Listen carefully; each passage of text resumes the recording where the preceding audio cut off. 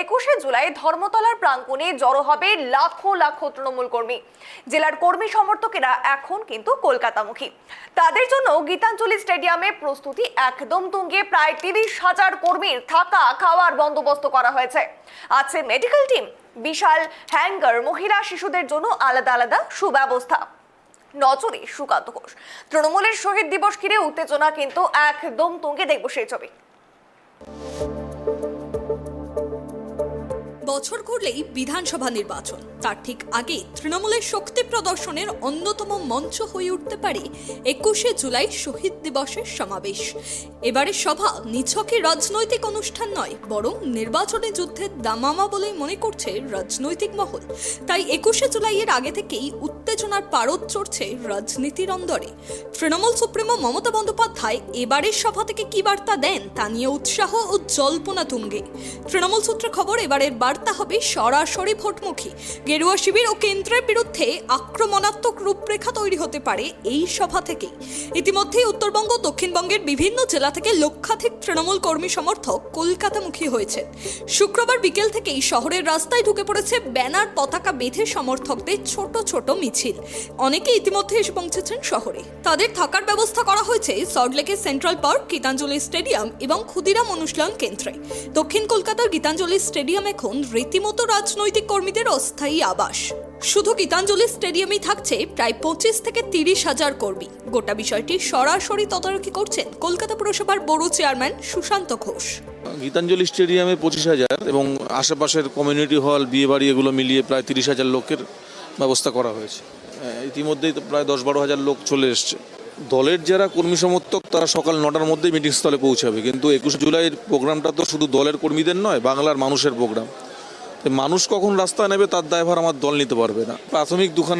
প্রাথমিক চিকিৎসার জায়গা রাখা হয়েছে, 2টো ক্যাম্প করা হয়েছে এবং মেজর যদি কোনো সমস্যা হয় তাহলে আশেপাশের যে হসপিটালগুলো আছে তাদের সঙ্গে আমাদের কথা বলা আছে, অ্যাম্বুলেন্সও এখানে রাখা আছে।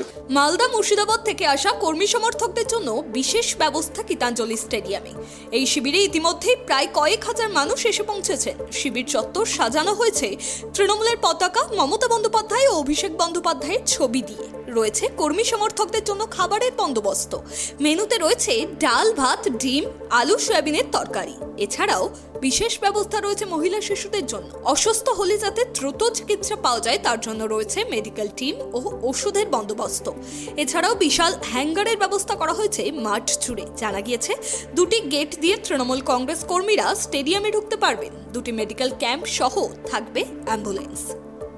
দারুণ ব্যবস্থা। এখানে যিনি আছেন সুশান্ত ঘোষ নাম বলছি আমি, তিনি দারুণ পরিষেবা দেন এবং এখানে যারা আছেন ভলেন্টিয়াররা দারুণ পরিষেবা দেন এবং খাওয়া দাওয়া থেকে শুরু করে থাকার ব্যবস্থা দারুণভাবে করেন। আমরা তার জন্য গর্বিত মালদাবাসী হিসাবে। আমরা মালদা গাজলবাসী অবশ্যই, এবং আমি ব্যক্তিগতভাবে 5 বছর থেকে আশিস বিশ্বাস আমার নাম, ব্যক্তিগতভাবে বলছি, এবং সবাই আমরা টিম সহ আসি। এসে এখানে খাওয়া দাওয়া থাকার ব্যবস্থা দারুণভাবে হয় এবং কোনো রকম কোনো সমস্যা নেই। এখানে মমতা বন্দ্যোপাধ্যায়ের নেতৃত্বে যারা আসেন তারা সুন্দর পরিবেশে এখানে থাকেন। আমরা প্রত্যেক বছর আসি, আর আমাদের তৃণমূল কংগ্রেসের যারা কর্মী, যারা সৈনিক, আমরা 21শে জুলাইয়ের জন্য সারা বছর প্রতীক্ষা করি যে আমাদের দিদি কি বার্তা দেবেন। সেই বার্তা শোনার জন্য আমরা প্রত্যেক বছর সারাটা বছর কাজ করি, কিন্তু 21শে জুলাইয়ের জন্য অপেক্ষা করি কবে যাবো এবং দিদি আমাদের কি বার্তা দেয়। আর এবার আমাদের জন্য এই 21শে জুলাই এবার বিশেষ একটা সুযোগ আমাদের কাছে, কারণ 26শে নির্বাচনের আগে আমাদের শেষ 21শে জুলাইয়ের সমাবেশ। সেখানে আমরা দিদি কি আমাদের কি বার্তা দেন সেই বার্তাটা পাথেয় করে আমরা আমাদের কাজ করব, তার জন্যই আসা। ধর্মতলায় তৃণমূল সুপ্রিমোর বার্তা শোনার জন্য, 21শে জুলাইয়ের বার্তা শোনার জন্য দূর দূরান্ত থেকে বহু তৃণমূল কর্মী সমর্থক এসেছেন এবং তাদের থাকার ব্যবস্থা করা হয়েছে যে সমস্ত জায়গাতে। প্রচুর কর্মী সমর্থক কিন্তু এই মুহূর্তে এখানে ইতিমধ্যে এসে উপস্থিত হয়েছেন এবং বহু কর্মী সমর্থক আসছেন ইতিমধ্যে। এবং যে ছবি দেখা যাচ্ছে তারা কিন্তু উৎফুল্লিত বলা যেতে পারে। তাদের থেকে একটু কথা বলার চেষ্টা করব, তারা ঠিক কি বলছে তাদের কথা একটু শোনার চেষ্টা করব। কোথা থেকে এসেছেন আপনারা? মালদা থেকে। মালদা থেকে মালদা, চাচল থানা।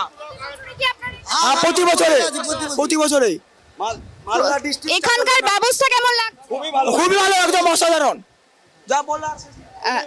দেখো, যেমনটা বলছেন কর্মী সমর্থকরা যে এখানকার যে ব্যবস্থা, প্রত্যেকের মুখে কিন্তু একটাই কথা যে খুবই ভালো ব্যবস্থা। তারা কিন্তু এই কথাটাই বারবার বলছেন এবং প্রচুর বড় জায়গা করা রয়েছে। আমার ক্যামেরা পার্সন দেবরাজ দত্তকে বলবো সেই ছবিটা দেখানোর জন্য ঠিক কতটা জায়গা জুড়ে এই থাকার ব্যবস্থা করা রয়েছে। এবং কর্মী সমর্থকরা যেমনটা বলছেন এবং যেমনটা জানা যাচ্ছে দলের পক্ষ থেকে যে এই থাকার জায়গা মূলত মালদা জেলার জন্যই করা হয়েছে। এবং যারা বলছেন তারা বেশ কিছু জন বলছেন যে মালদা থেকে এসেছেন, কেউ বলছেন গাজল থেকে এসেছেন, কেউ বলছেন চাঁচল থেকে এসেছেন। অর্থাৎ এই যে ব্যবস্থা, সেই ব্যবস্থা কিন্তু দলের পক্ষ থেকে ভালোভাবেই করা হয়েছে, সেটাই কিন্তু উঠে আসছে। ক্যামেরায় দেবরাজ দত্তের সঙ্গে সুপর্ণা ঘোষের report, tribe TV Bangla, Kolkata.